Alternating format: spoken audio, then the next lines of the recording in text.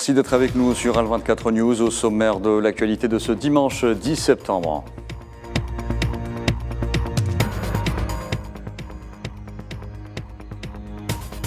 Le Maroc en deuil au lendemain du séisme ayant fait plus de 2000 morts et presque autant de blessés. Terrorisés, de nombreuses familles se retrouvent à la rue.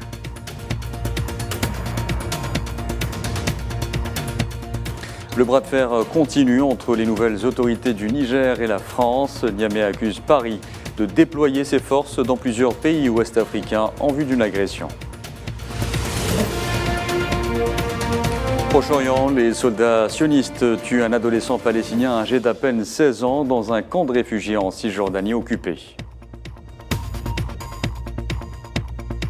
Et dans le conflit russo-ukrainien, Moscou annonce avoir neutralisé 3 vedettes militaires ukrainiennes au moment où Kiev affirme avoir abattu plusieurs drones russes.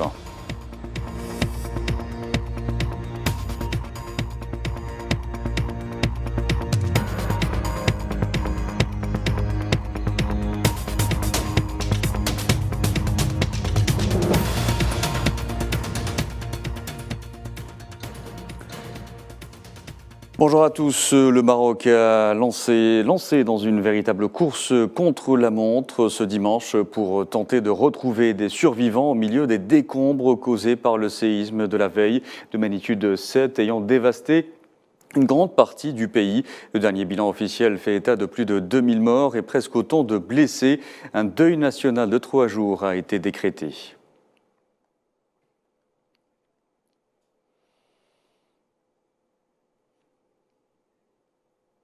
Et ce tremblement de terre survenu durant la nuit de vendredi à samedi est le plus puissant à avoir été jamais mesuré au Maroc. De nombreuses familles sinistrées à Marrakech se sont réveillées ce dimanche après une deuxième nuit passée dans la rue. Neila et Hamouda.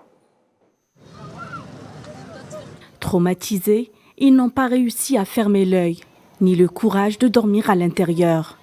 Dans ce jardin public, ces habitants de Marrakech ont choisi de passer une deuxième nuit dans les rues après le séisme meurtrier qui a frappé le Maroc. Livrés à eux-mêmes, sans aucune consigne de sécurité, les Marrakechis ont dressé des campements de fortune, de crainte que leur logement endommagé ne s'écroule sur eux. Je suis rentré chez moi et j'ai remarqué de nombreuses fissures dans les murs. Je ne peux pas y dormir. Je demande aux autorités de m'aider et de faire venir un expert pour évaluer les dégâts. Pour moi, ce n'est pas possible d'entrer chez moi. Je ne rentrerai pas à la maison s'il y a un risque. Dans la Médina, cœur historique de Marrakech, des bâtiments fissurés, défigurés, voire même à terre. Une expérience douloureuse pour les habitants. C'est une souffrance d'entrer dans la ville antique, d'être témoin des maisons effondrées, de voir les gens souffrir énormément. C'est une expérience douloureuse. Quand cela arrive à ton frère ou à ta sœur, c'est vraiment douloureux. Terrorisés, les habitants de Marrakech racontent une nuit cauchemardesque. Le tremblement de terre a frappé vers 23h30. J'étais dans un autre quartier à proximité. C'était dangereux, les gens étaient sous le choc.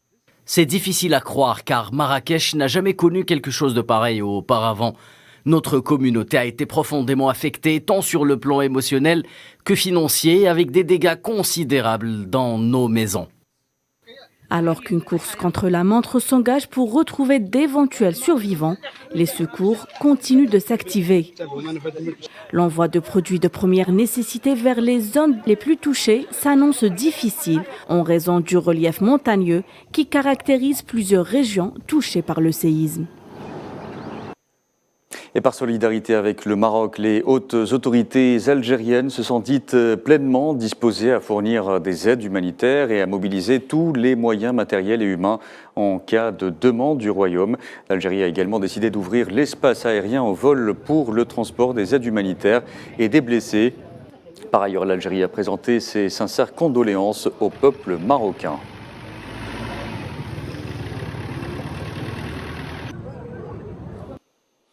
C'est en rencontrant à Budapest des représentants de la communauté algérienne établie en Hongrie que le chef de la diplomatie algérienne a achevé hier sa visite dans ce pays. Ahmed Attaf a relevé notamment l'intérêt particulier que le président algérien Abdelmadjid Tebboune accordait à la diaspora algérienne dans ce pays. Il a d'ailleurs informé ses quelques représentants des résultats des discussions qu'il a eues avec son homologue hongrois, notamment des mesures convenues dans le but d'assurer et de renforcer le dialogue politique entre les deux pays.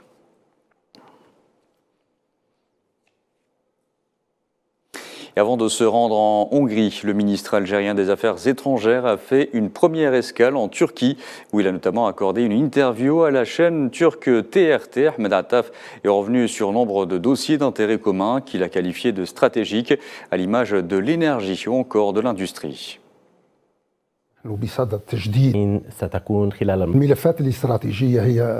Dans les dossiers stratégiques, il y a celui de l'énergie. Nous sommes sur le point de renouveler le contrat d'approvisionnement de la Turquie en gaz. Il y a d'ailleurs des négociations avancées qui sont en cours. Il y a également le dossier de l'industrie qui est aussi un autre dossier important. Sans oublier la défense, l'Algérie et la Turquie constituaient auparavant la première puissance navale en Méditerranée. Pourquoi donc ne pas ajouter une autre priorité en matière de construction navale de façon à redonner à ce secteur son importance d'un temps dans notre histoire commune?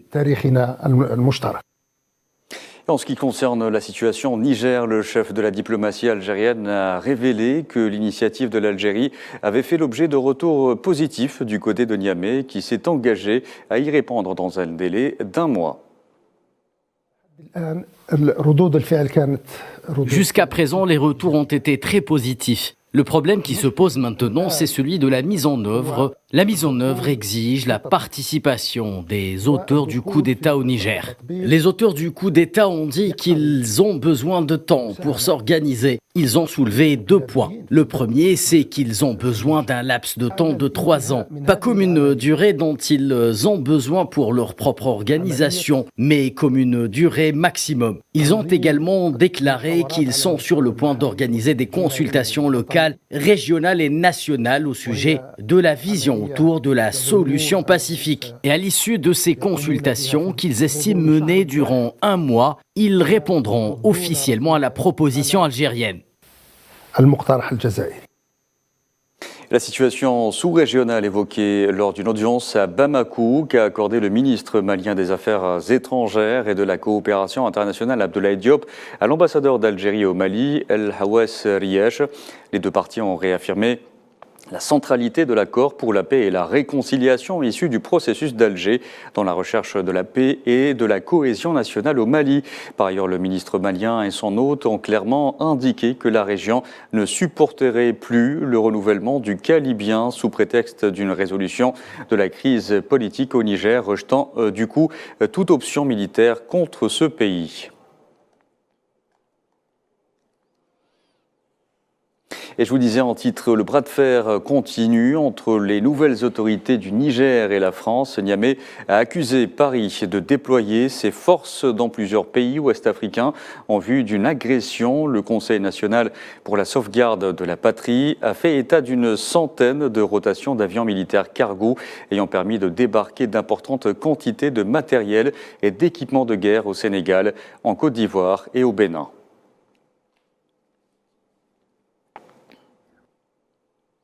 L'état et les perspectives du processus de paix parrainé par les Nations Unies au Sahara occidental et les moyens de le relancer et d'accélérer le parachèvement de la décolonisation feront l'objet d'entretiens à partir de demain à New York entre le président sahraoui, secrétaire général du Front Polisario, Brahim Rali, et le secrétaire général de l'ONU, Antonio Guterres, et ce dans le cadre du dialogue permanent entre le parti sahraoui et le secrétaire général de l'instance onusienne.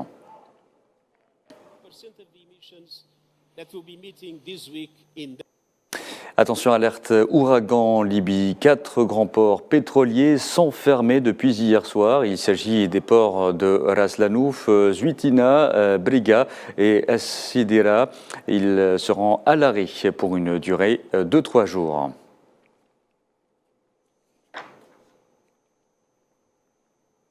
À la direction au Proche-Orient, où les soldats sionistes ont tué hier un adolescent palestinien dans un camp de réfugiés en Cisjordanie occupée.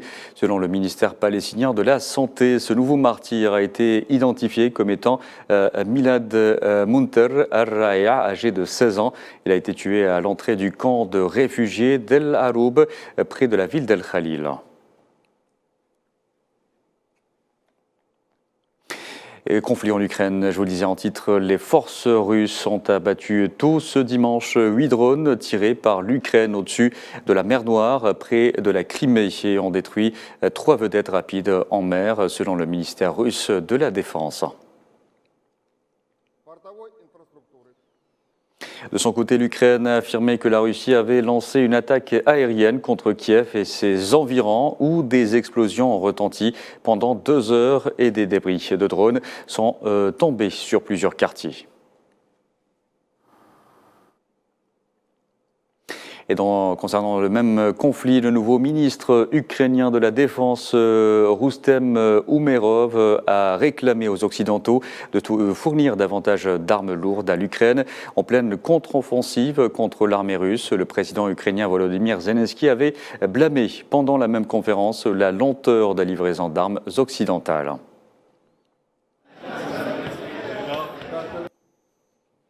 Les pays du G20 sont parvenus hier à un consensus sur une déclaration commune concernant les différents thèmes à l'ordre du jour de leur sommet à New Delhi. Et c'est le Premier ministre indien Narendra Modi qui en a fait l'annonce.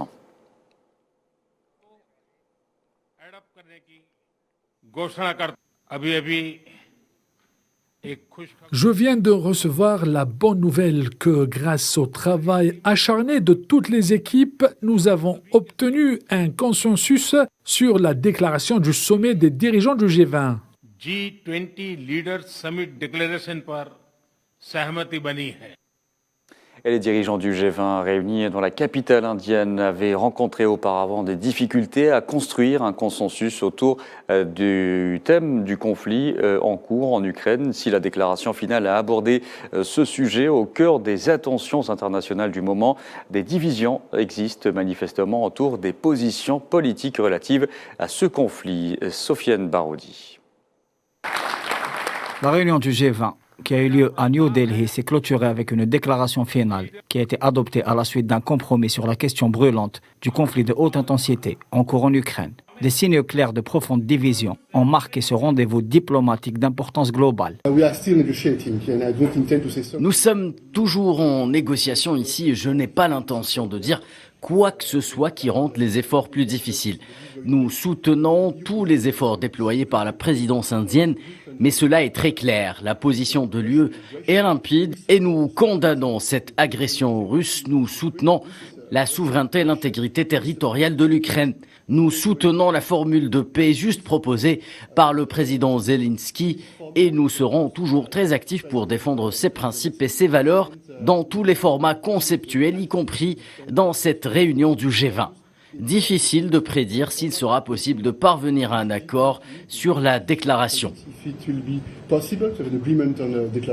Le Premier ministre indien, Narendra Modi, hôte de l'événement, a exprimé qu'un travail acharné a été nécessaire à la construction d'un consensus à la base de la déclaration commune. Pour sa part, le conseiller américain à la sécurité nationale, Jake Sullivan, a salué ce qu'il a considéré comme étant du bon travail accompli par cette réunion du G20. De son côté, Kiev a réagi par l'intermédiaire du porte-parole de son ministère des Affaires étrangères, qui a exprimé sa reconnaissance envers les partenaires qui ont essayé de trouver des formulations fortes, mais a néanmoins affirmé que le G20 n'avait pas de quoi être fier.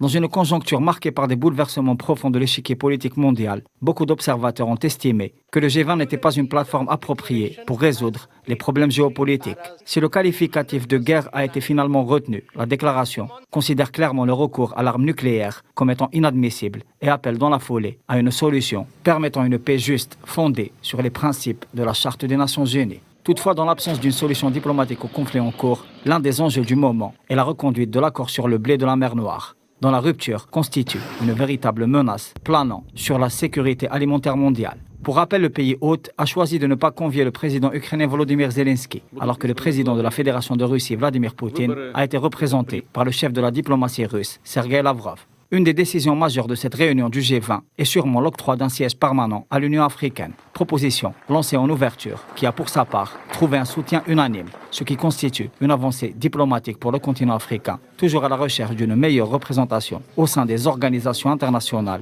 et dans les mécanismes multilatéraux à impact global.